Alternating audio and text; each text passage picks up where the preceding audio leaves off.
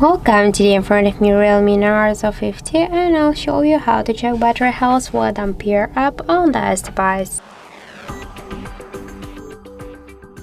So let's first launch the Play Store application to get the Ampere app, and here in the search we'll enter Ampere, and now we should get this application. So tap to install and wait a little bit while application downloading and then installing on your device. And after that, just tap to open the app, click yes, I agree, pick close. On the left down corner, tap to OK. And now here we can see the information was our device battery health. In my case, that's good. Also, we have more info here about our device level, temperature, capacity, Android version, device model, and more other info. So that's it. Thank you for watching, and if you find this video helpful, don't forget to leave a like, comment, and to subscribe our channel.